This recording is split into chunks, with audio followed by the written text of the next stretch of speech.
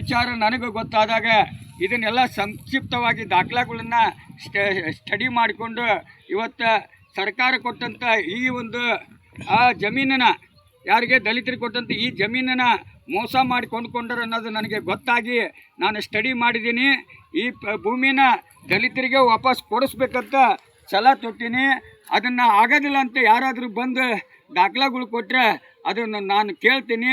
ಯಾಕಂದರೆ ಯಾವ ರೀತಿ ಖರೀದಿ ಆಗೈತಿ ಅದನ್ನೆಲ್ಲ ನನಗೆ ವಿವರ ಬೇಕು. ಯಾಕಂದ್ರೆ ನಾವು ಒಬ್ಬ ಹೋರಾಟಗಾರದೇನೆ. ಇವತ್ತು ಈ ಥರನ ಎಷ್ಟೋ ದಲಿತರ ಆಸ್ತಿಗಳನ್ನ ಲಪ್ತಾಯಿಸಿದಂಥ ಇತಿಹಾಸನ ನನ್ನಂತಲ್ಲಿ ಬೇಕಾದಷ್ಟು ದಾಖಲಾಗಳದಾವು.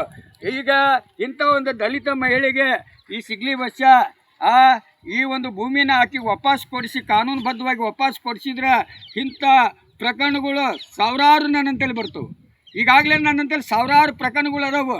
ಅದನ್ನು ಕಂಪ್ಲೇಂಟ್ ತೊಗೊಳಕ್ಕೆ ಪೊಲೀಸ್ ಸ್ಟೇಷನ್ ನನಗೆ ಆದಂಥ ಒಂದು ಪೊಲೀಸ್ ಸ್ಟೇಷನ್ ಇದ್ದಿದ್ರೆ ನಿಜವಾಗಿ ಯಾರು ಪೊಲೀಸ್ ಸ್ಟೇಷನ್ಗೆ ಹೋಗ್ತಿದ್ದಿಲ್ಲ, ಎಲ್ಲ ಸಿಗ್ಲಿ ಬಸ್ಸನ್ನ ತಲೆ ಬರ್ತಿದ್ರು. ಅದಕ್ಕೋಸ್ಕರ ಸತ್ಯ ಎಲ್ಲೈತಿ ಅಲ್ಲೇ ನ್ಯಾಯ ಸಿಗುತ್ತೆ. ಸತ್ಯ ಇಲ್ಲದ ಜಾಗದಾಗ ಹೋಗಿ ನ್ಯಾಯ ಕೇಳಕ್ಕೆ ಹೋದ್ರೆ ಅಲ್ಲೇ ಸಾಕ್ಷಿ ಹೇಳೋರು ಯಾರೂ ಬರೋಂಗಿಲ್ಲ.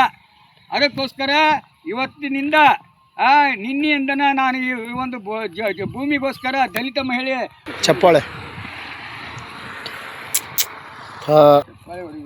ನೋಡ್ರಿ ಏನ ದಲಿತರಿಗೋಸ್ಕರ ಈ ಸಿಗ್ಲಿ ಬಸ್ಸ ಶ್ರಮ ಪಡ್ತಾನ. ಯಾಕಂದ್ರೆ ನಾನೊಬ್ಬ ವೀರಶೈವ ಹಿಂದೂ ಲಿಂಗವಂತನ ಮಗ ಆಗಿ ಕುರುಬ ಕುಲದ ರೇವಣ ಸಿದ್ಧನ ಮಗ ಆಗಿ ಇವತ್ತು ಮೊಹಮ್ಮದ್ ಪೈಗಂಬರ್ ಅವರ ಮಗಳನ್ನ ಮದುವೆ ಆಗಿ ಇವತ್ತು ನಾನು ಜಾತಿ ಧರ್ಮ ಭೇದ ಭಾವ ಮೇಳು ಕೀಳು ಇಲ್ದಂಗೆ ಇವತ್ತು ಯಾರು ಸಮಾಜದಲ್ಲಿ ಸಮಾಜಘಾತಕ ಕೆಲಸ ಮಾಡ್ತಾರ ಅವ್ರ ವಿರುದ್ಧ ಹೋರಾಟ ಮಾಡೋನ, ಯಾರಿಗೆ ಅನ್ಯಾಯ ಆಗಿರ್ತೈತಿ ಅವ್ರಿಗೆ ನ್ಯಾಯವಾದಂಥ ನ್ಯಾಯ ಒದಗಿಸ್ಕೊಡೋಂಥ ಬಸ್ಯ ಇದ್ದೀನಿ. ಯಾಕಂದರೆ IPC CRPC ಆ್ಯಕ್ಟ್ಗಳು ಓದಿದಂಥ ಬಸ್ಯ ನಾನು. ಆ ಒಂದು ಸೆಕ್ಷನ್ನಲ್ಲಿ ಎಷ್ಟೋ ಮಂದಿ ನೊಂದವ್ರು ಅದಾರ, ಕಳ್ಕೊಂಡವ್ರು ಅದಾರ, ಪ್ರಾಣನ ಕಳ್ಕೊಂಡಂಥವ್ರು ಅದಾರ. ಆದರೆ ಈಗ BNS ಕಾನೂನು ಬಂದೈತಿ. ಯಾಕಂದರೆ ಈ ಒಂದು ವ್ಯವಸ್ಥೆಗೆ ಯಾವ ಪೊಲೀಸರು ಸಿವಿಲ್ ಮ್ಯಾಟ್ರಿಗೆ ಪೊಲೀಸ್ನವ್ರು ಯಾರೂ ಬರೋಂಗಿಲ್ಲ. ಆದರೆ ಅವರು ಪೊಲೀಸ್ ಭಯ ಹುಟ್ಟಿಸಿ ಪೊಲೀಸರನ್ನ ಜಮೀನು ಹತ್ರ ಕರೆಸಿ ಅವ್ರಿಗೆ ಅಲ್ಲ ಇದು ನಿಮ್ದಲ್ಲ ಕಾನೂನು ಪ್ರಕಾರ ತಗೊಳ್ರಿ ಅಂತಂದು ಇವ್ರಿಗೆ ಈ ತಾಯಿಗೆ ಹೇಳ್ತಾರೆ. ಯಾಕಂದ್ರೆ ಈ ತಾಯಿಗೆ ಒಂದು ಕಾನೂನು ವ್ಯವಸ್ಥೆ ಗೊತ್ತಿಲ್ಲ. ಇವತ್ತಿಗೆ ಒಂದು ಮಗ ಅದಾನ, 2 ಎಕರೆ ಭೂಮಿ ಅವಶ್ಯಕತೆ ಐತೆ, ಕಾಲು ಬಿದ್ದು ಕೇಳಿದಾಳ, ದುಡ್ಡು ಕೊಟ್ಟು ಕೇಳಿದಾಳ, ಯಾವುದಕ್ಕೂ ಆಸ್ಪದ ಕೊಡ್ದೇನೆ ದುಡ್ಡಿನ ಅಮೂಲ ಇಟ್ಕೊಂಡು 30 ಎಕರೆ ಜಮೀನ್ದಾರ ಇದ್ದಂಥ ಒಬ್ಬ ಜಮೀನ್ದಾರ ಈ ಒಂದು ದಲಿತರ ಆಸ್ತಿ ಕೊಳ್ಳೆ ಹೊಡಿಲಿಕ್ಕೆ ಸತ ಪ್ರಯತ್ನ ಪಡ್ತಾ ಇದ್ದಾನ.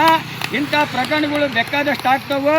ಇದರಿಂದ ಏನಾದರೂ ದಲಿತರ ಮೇಲೆ ಹಲ್ಲೆ ಗಿಲ್ಲೆ ಆಗಂಥದ್ದಾಗಲಿ ದೌರ್ಜನ್ಯ ಮಾಡೋಂಥದ್ದಾಗಲಿ ನಿಲ್ಲಿಸ್ಬೇಕು. ಇದಕ್ಕೊಂದು ಉದಾಹರಣೆ ಕೊಡ್ತೀನಿ. ಹಿಂದೆ ನಮ್ಮ ಕೊಪ್ಪಳ ಜಿಲ್ಲಾ ಗಂಗಾವತಿ ತಾಲೂಕು ಮರಕುಂಬಿ ಗ್ರಾಮದ ಇತಿಹಾಸನ ಒಂದು ಸಲ ನೀವು ನೆನಪಿನಲ್ಲಿ ಇಟ್ಕೋಬೇಕು. ಎಲ್ಲ ಜಾತಿ ಸೇರಿ ದಲಿತರ ಮೇಲೆ ಹಲ್ಲೆ ಮಾಡಿದಾಗ ಅದು ಕೊಲೆನೂ ಆಗಲಿಲ್ಲ, ಹಾಫ್ ಮಾಡ್ರೂ ಆಗಲಿಲ್ಲ, 307 ಆಗಲಿಲ್ಲ, 302 ಆಗಲಿಲ್ಲ. ಆದರೆ ನಿಂದನೆ ಮಾಡಿ ಹಲ್ಲೆ ಮಾಡಿ ಅವ್ರ ಮನೆಗೆ ಬೆಂಕಿ ಹಚ್ಚದಂಥ 98 ಮಂದಿ ಅಪರಾಧಿಗಳಂತಂದು ಶಿಕ್ಷೆ ಕೊಟ್ಟಂಥ ಇತಿಹಾಸನ ನೆನಪಿನಲ್ಲಿ ಇಟ್ಕೋಬೇಕು. ಯಾಕಂದ್ರೆ ಕಾನೂನು ಮುಂದೆ ಯಾರೂ ದೊಡ್ಡವರಲ್ಲ.